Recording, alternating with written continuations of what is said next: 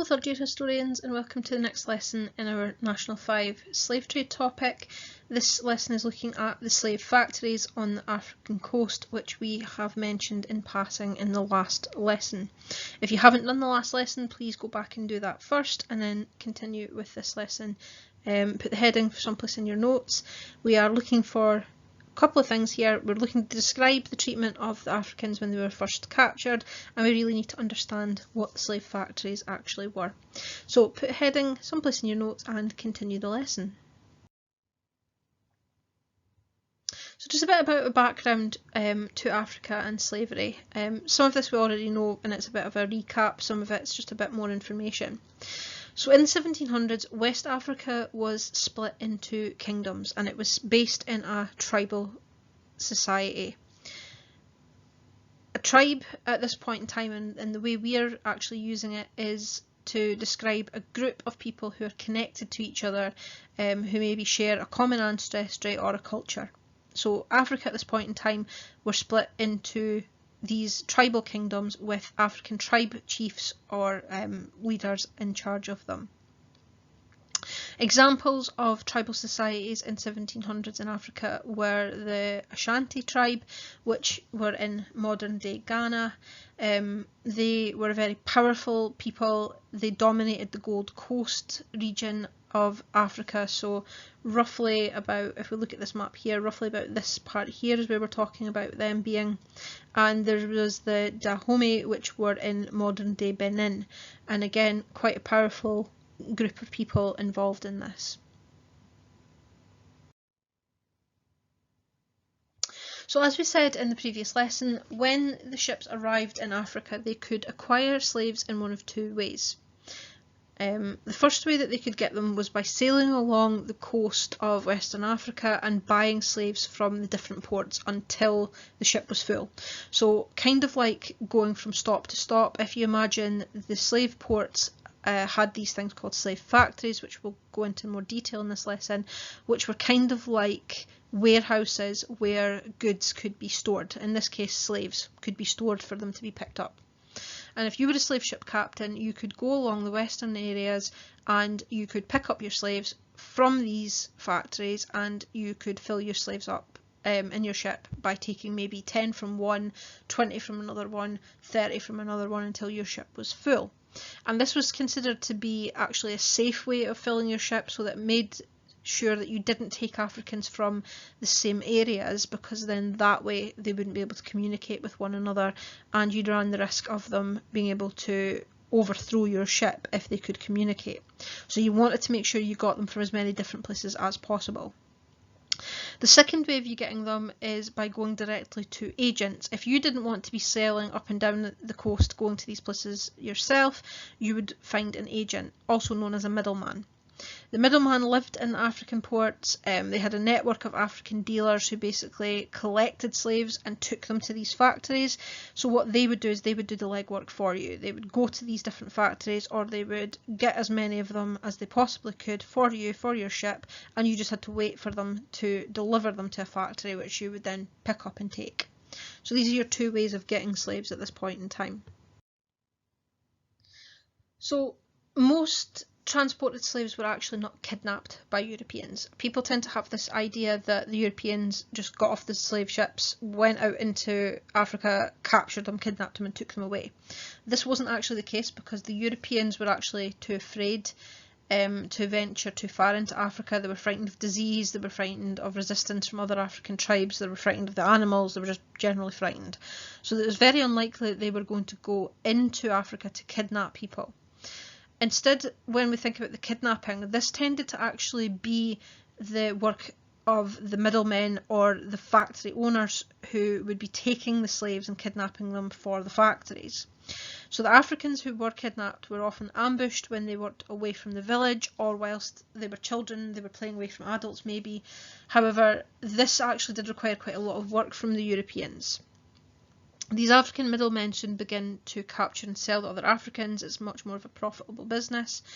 Some African chiefs decide to actually capture members of rival tribes to trade for European goods like guns, and this made the tribes, for example, the Fanti and the Ashanti tribes very, very wealthy, because it meant that the next time they went to war with a neighbouring tribe, they had these more advanced weapons and they could take over that tribal land and the goods and materials that tribe had quite easily. They would even, quite often, African people would sell members of their own tribe who had broken the law and were sold as punishment. There was no court system or legal system in Africa at this point in time, so it was quite common for criminals to be punished this way. Instead, some Africans actually sold their family members in order to get out of debt. That was quite a common thing as well. Powerful African tribes would often attack smaller tribes and take prisoners so that they could be sold to the Europeans for a large profit. So key kind of points that we need to take from this as a note: we need the heading, how did the British get slaves, and we're just going to take some key points from these boxes. So we're going to just say Europeans were afraid to venture too far into Africa. Africans were ambushed when they worked away from the village. African middlemen soon began to capture and sell other Africans. Some African chiefs decided to capture members of rival tribes to trade. They would even sell members of their own tribe as punishment. Some Africans sold their family members in order to get out of debt, and powerful African tribes would take prisoners so they could be sold to the Europeans for a large profit. So can we just take that as a heading there and add this to a note in our jotters before you move on? So ultimately, when we think about why the Africans were actually willing to sell people to the agents, we've already said it was to get rid of criminals, sell prisoners captured during tribal wars, sell people who had gone against tribal tradition. So for example, they had had an affair, or they'd had twins, which was seen to be tribally against the law. They would sell people who were indebted or owed money. It was a way of getting rid of those that were no longer useful to the tribe or were considered to be criminals in some way or had done something wrong. So quite often it was for punishment reasons. Sometimes it wasn't. Sometimes it was just because they wanted to get the weaponry and the goods from the Europeans to use in other wars and things like that, or they wanted the profit. So there's a lot of reasons why they were willing to sell at this point. So from looking at this map in general, kind of think about where you would maybe not actually want to live if you were living in Africa at this point in time. So this shows you the people that were taken as slaves. About 27% were taken from this area, 28% from Ghana, 16% from Benin, which is here, 33% from this other area of Africa there, and all of them then taken to the South American areas or the West Indies. Basically, the Africans who lived in villages near the coast were really easy target for these kidnappers to take to the factories. As a result of this, a lot of tribes left the land that had been their farmland and things like that for a long time, and they moved inland into more Central Africa. This meant that if you were taken by these factors, these middlemen, you had to walk quite long distances to the slave ships in order to get to the ships or to the factories. And it also meant that quite a lot of the land that they were moving into wasn't maybe as fertile or as good to grow things on, which would obviously have a negative impact for the tribe themselves, but also if we think about how Africa is today, this is kind of one of the reasons for this mass migration of people from the coast to the central inland areas where the land was maybe not quite as good for farming.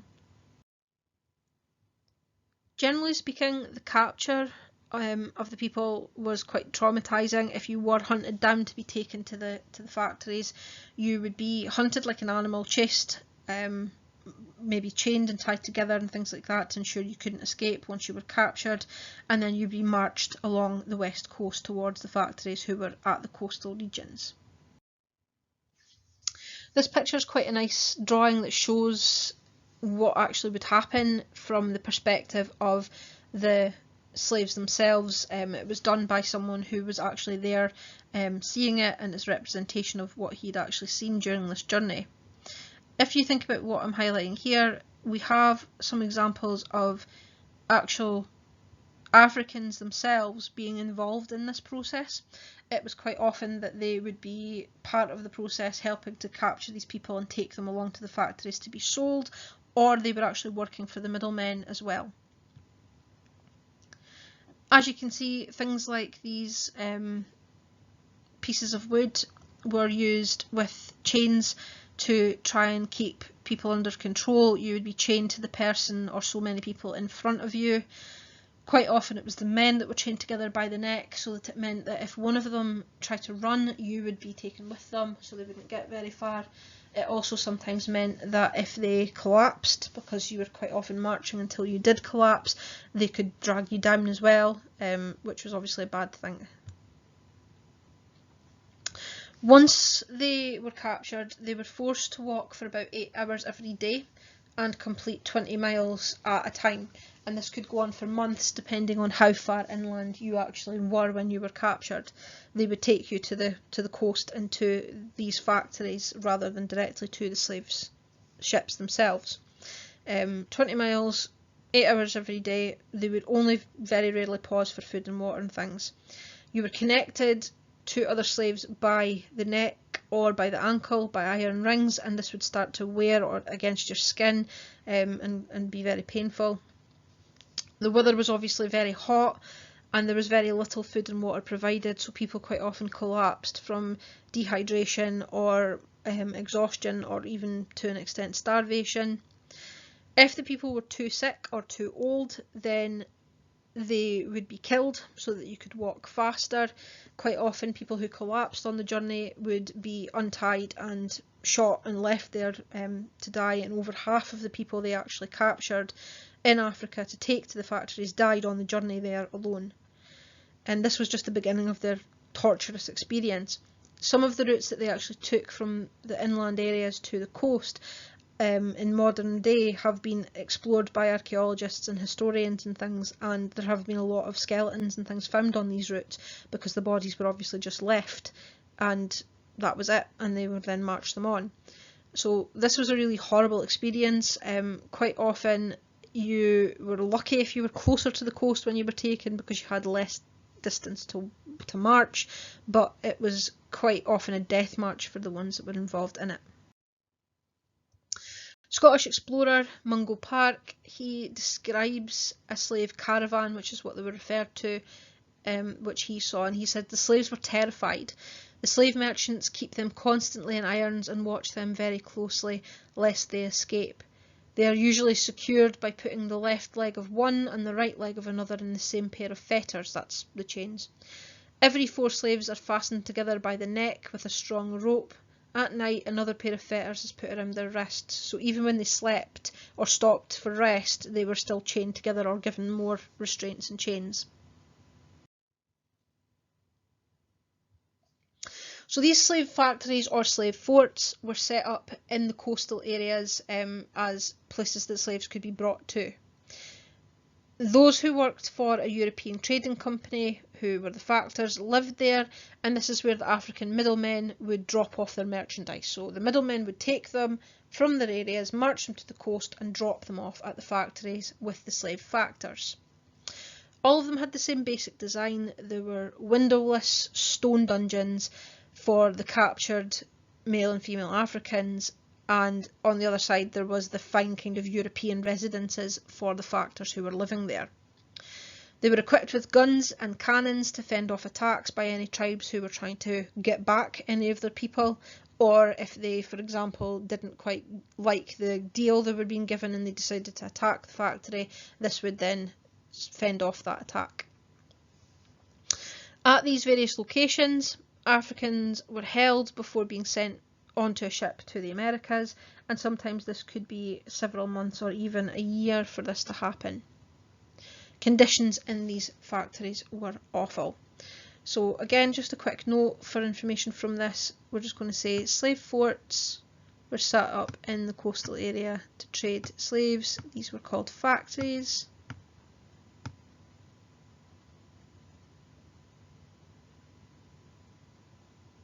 Factors lived there, and this is where the middlemen dropped off their merchandise. They were equipped with guns and cannon to fend off attack. At these locations, Africans were held before being sent on a ship, sometimes for several months or even a year. Conditions were awful. So just a quick bullet point of notes, you could put slave factories as your heading for that one and then move on. So this is a good example of a slave factory, Elmina in modern day Ghana. Basically what you would quite often find is wherever there was a castle or a fort that was set up by Europeans or things like that, they would build one of these factories, and you can see the black dots are the forts and the places that they set up, and you have the white dots there which are the slave factories as well, and this is the one that we are talking about here, and that's it in its picture. This is what the inside of some of the kind of holding areas would look like.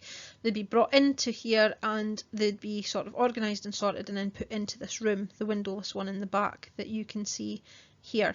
This would kind of be the sorting area, and things tended to be quite a lot of people being held in these areas. Sometimes it could be up to 200 people into this room at one time. When they got to the factories, they were examined by a surgeon for a couple of things: strength, age. 35 was kind of the maximum age for a first class slave that you'd get the most money for, and those who were judged to be fit and healthy were bought by the factory's owning company. They were branded on the chest with a hot iron with the company's logo, the company that owned the factory, and they were then kept in these underground cells. Some of the bigger cells could hold up to 1,000 slaves chained together in it. 200 was kind of the normal for smaller rooms. They weren't well looked after. Many of them died from diseases such as malaria or yellow fever, or from infections that they got from the wounds made by the change. The chains and stuff on them would obviously be digging in and stuff and causing cuts. They were often whipped and beaten by their captors. Women were raped quite often by the factors and things like that, or sometimes by other slaves, and this was considered actually a good thing for them, quite traumatising obviously for them. And this whole thing was a process of dehumanising. It was all about taking away their sense of identity. So they removed their clothes and basically had them just in these sort of areas like cargo, because that's what they were seen as. They weren't seen as human beings or people, they were just cargo that was waiting to be picked up. In the 1770s, almost half of the slaves in factories died before they actually got to transportation points on the ships across the Middle Passage. So the slave factories were places of death and disease, and were very, very traumatising for these people who had already been on this very treacherous, arduous march to the coastal areas. So to kind of get a bit of a recap, and the main thing you need for your notes, feel free to draw this grid out. You need a bit more space on this one compared to your other ones, or if you're doing it as a mind map or a heading, that's fine. If you're printing it out, that's perfect as well. Just make sure that you have this information into your jotter and use the next slide to fill it in. So this gives us a wee bit of information about what we've just talked about, and we're looking for just kind of key bits here.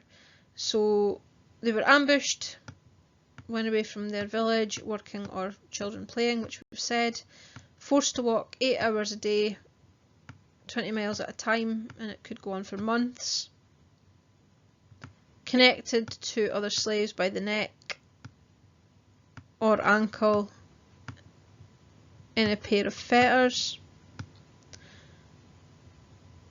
The weather was hot and little food or water was provided. If people were too sick or old, they would often be killed so they could walk faster. Some were beaten with sticks to make them walk faster as well. They were kept in one of the 30 large forts or slave factories along the Gold Coast, and they could be held for months waiting for a slave ship. They were examined by a surgeon for strength and then branded on the chest with a hot iron with the company's logo. The process of dehumanising happened, so removing their clothes, cutting their hair off, basically making them look not human, is what we're saying here. Would be kept in underground cells holding up to 1,000 slaves and chained together. Many died from diseases such as malaria and yellow fever. It's been very difficult to highlight. Or infections.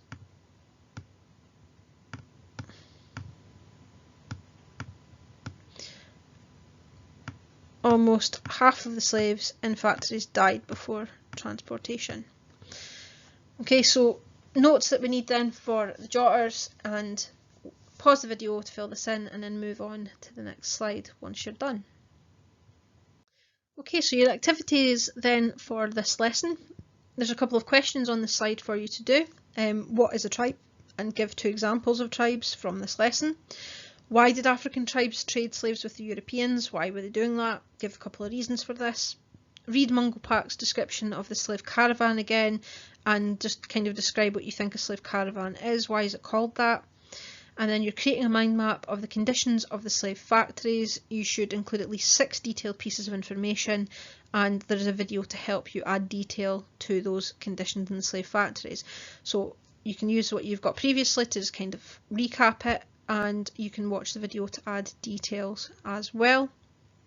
For your assignment task for this week, take a photo of these activities when they are done and upload that photo, and let us know if you need any help by emailing or putting a message in your team, and let us know how you're getting on.